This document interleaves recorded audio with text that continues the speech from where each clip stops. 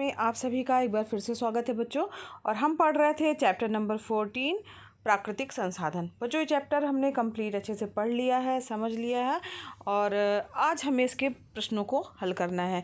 तो बढ़ते हैं इसके बहुविकल्पीय प्रश्नों की ओर, जो कि बहुत ही इंपॉर्टेंट प्रश्न है और इनको आप जो है अच्छे से याद कर लीजिएगा। इन्हीं प्रश्नों के अंतर्गत ही इस चैप्टर से प्रश्न आ सकते हैं।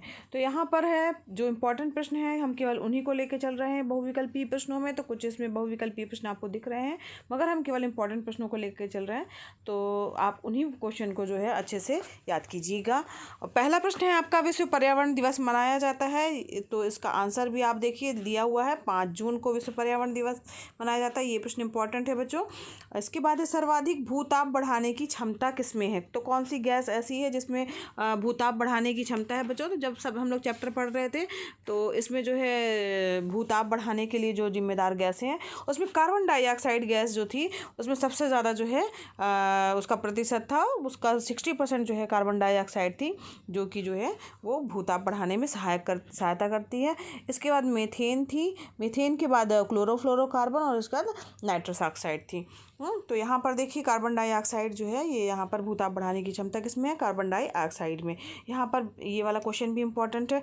आगे बढ़ते हैं नेक्स्ट प्रश्न की ओर बच्चों। तो यहाँ पर नेक्स्ट प्रश्न है आपका, प्रदूषित जल द्वारा कौन सा रोग होता है, यानी गंदा पानी पी करके कौन सा रोग होता है। तो यहाँ पर ऑप्शन में दमा है, टाइफाइड है, पीलिया है, पेचिस है। तो यहाँ पर पीलिया जो है वो प्रदूषित जल के कारण होता है।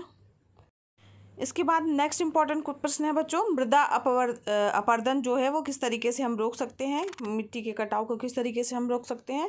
तो निश्चित रूप से बच्चों हम जितना ज़्यादा से ज़्यादा जो है हम वृक्षारोपण करेंगे उतने ज़्यादा से ज़्यादा पेड़ होंगे, और जब पेड़ रहेंगे तो उसकी जड़ें जो रहेंगी मिट्टी को बांधे रहेंगी, जिसके कारण मिट्टी के अपरदन को जो है वो रोका जा सकता है। तो यहाँ पर 7वां प्रश्न इंपॉर्टेंट था, इसको आप अपनी फेयर कॉपी में नोट कर लीजिएगा। नेक्स्ट प्रश्न है आपका जो है इंपॉर्टेंट है, वो है आपका वायुमंडल में नाइट्रोजन गैस की मात्रा कितनी होती है। तो बच्चों ये जो है आपको पता ही हो गया होगा कि नाइट्रोजन जो है वो कितने % होती है, आपके 78% जो होती है वो वायुमंडल में नाइट्रोजन की मात्रा होती है। तो लगभग अगर हम यहाँ पर ऑप्शन की ओर गौर करें बच्चों, यहाँ पर 78% तो दिया नहीं है, लेकिन ऑप्शन में जो दिया गया है तो लगभग 3/4 पूरा जो है आपका 3/4 भाग जो है वो नाइट्रोजन गैस की मात्रा होती है। तो यहाँ पर जो है सी विकल्प इसका सही होगा।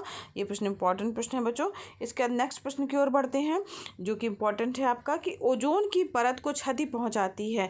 तो ओजोन की परत को जो है क्षति पहुंचाने में सबसे ज़्यादा महत्वपूर्ण जो योगदान है वो ओजोन की परत को वो CFC है, क्लोरोफ्लोरोकार्बन्स जो होते हैं जिसमें क्लोरीन और फ्लोरीन की मात्रा होती है, वो सबसे ज़्यादा जो है ओजोन की परत को जो है वो नुकसान करने का काम करती है। तो यहाँ पर CFC इसलिए नुकसान करती है क्योंकि इसमें क्लोरीन और फ्लोरीन होता है, जो कि बहुत ही अक्रिय होती हैं और जिसके कारण जो है ये वायुमंडल की जो ओजोन परत है उसको जो है वो क्षति पहुंचाने का काम करती हैं।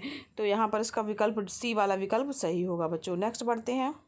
नेक्स्ट प्रश्न है आपका बच्चों, सौर ऊर्जा का रासायनिक ऊर्जा में परिवर्तन होता है। तो सूर्य की ऊर्जा जो है वो रासायनिक ऊर्जा में किस तरीके से बदलती है। तो पौधे प्रकाश संश्लेषण की जब क्रिया करते हैं तो जो सूर्य की ऊर्जा है वो रासायनिक ऊर्जा में कन्वर्ट होती है। यहाँ पर ए विकल्प इसका सही हो जाएगा। अगला है बच्चों, जल चक्र का संचालन मुख्य रूप से होता है। तो जल चक्र जो है उसमें मेन जो प्रक्रिया होती है वो वाष्पन की होती है।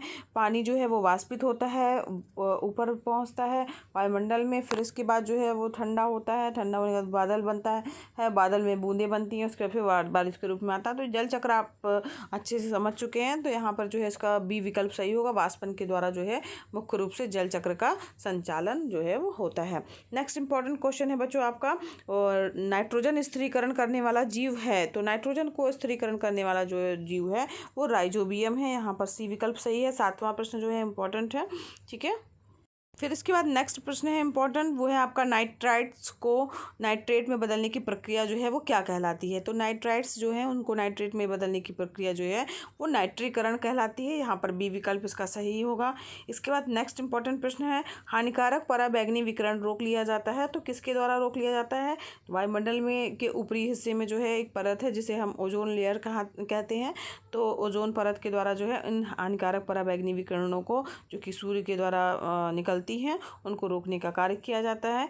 इसके बाद नेक्स्ट प्रश्न है इम्पोर्टेंट, वातावरण में CO2 की कमी होती है तो कार्बन डाइऑक्साइड की कमी कैसे हो पाएगी। तो इसका मतलब है कि जो कार्बन डाइऑक्साइड को यूज़ कर रहे हैं उस प्रक्रिया में जो है कार्बन डाइऑक्साइड की खपत होगी और कार्बन डाइऑक्साइड की कमी होगी। तो हमारे द्वारा तो मनुष्यों के द्वारा तो श्वसन की प्रक्रिया के द्वारा कार्बन डाइऑक्साइड छोड़ी जाती है, यानी वृद्धि कर रहे हैं हम, लेकिन जो है श्वसन से तो वृद्धि हो रही है। अगर हम ईंधन का दहन करते हैं तब भी कार्बन डाइऑक्साइड की वृद्धि होगी। लेकिन प्रकाश संश्लेषण की जो प्रक्रिया होती है जो कि पौधे अपना भोजन बनाने के लिए करते हैं, उस प्रक्रिया में जो है वो कार्बन डाइऑक्साइड जो है वो प्रयुक्त करते हैं, यूज़ करते हैं। तो इस प्रकार से कार्बन डाइऑक्साइड की जो है वो कमी कब होती है, जब प्रकाश संश्लेषण की प्रक्रिया होती है। तो इस प्रकार से बच्चों इसका उत्तर जो है वो बी प्रकाश संश्लेषण से सही होगा। इसके बाद नेक्स्ट इंपॉर्टेंट प्रश्न है आपका कि सामान्य मनुष्य को चाहिए प्रतिदिन, तो प्रतिदिन जो है कितनी वायु चाहिए, ये प्रश्न जो है इम्पॉर्टेंट है। तो यहाँ पर जो मनुष्य है, सामान्य मनुष्य है, उसको लगभग 250 से लेकर के 265 किलोग्राम वायु जो है वो प्रतिदिन चाहिए। ध्यान दीजिएगा बच्चों, इतनी ज़्यादा वायु की मात्रा जो है हमें ज़रूरत होती है। 250 से लेकर के 265 किलोग्राम वायु की मात्रा जो है वो प्रतिदिन हमें चाहिए। तो इस प्रकार बच्चों ये आज हम लोगों ने महत्वपूर्ण जो है बहुविकल्पीय प्रश्न इस चैप्टर के पढ़ लिए हैं। तो ये जितने प्रश्न हम लोगों ने पढ़े हैं वो बहुत ही इंपॉर्टेंट प्रश्न हैं। इन्हीं इंपॉर्टेंट प्रश्नों में से ही आपके पेपर में से क्वेश्चंस आएंगे, तो इनको आप अच्छे से याद कर लीजिएगा। वैसे उम्मीद है कि आपने पढ़ते समय ही आपको क्वेश्चन के आंसर पता चल गए होंगे, याद हो गए होंगे। तो ये बच्चों इंपॉर्टेंट प्रश्न आप अपनी फेयर कॉपी में भी नोट कर लीजिएगा। और इसके बाद नेक्स्ट वीडियो में बच्चों हम पढ़ेंगे अति लघुत्तरीय प्रश्नों के बारे में, और जो लघुत्तरीय प्रश्न हैं और दीर्घोत्तरीय प्रश्न जो इस चैप्टर से संबंधित हैं उनके बारे में नेक्स्ट वीडियो होगा। तो आज की वीडियो क्लास में बस इतना ही। अगर बच्चों पढ़ाना पसंद आया हो तो वीडियो को जरूर लाइक कीजिएगा। चैनल पर नए हैं चैनल को सब्सक्राइब कीजिए, साथ ही बेल आइकन प्रेस रखिएगा ताकि आपको नए वीडियो का नोटिफिकेशन मिलता रहे। धन्यवाद बच्चों, मिलते हैं नेक्स्ट वीडियो क्लास में।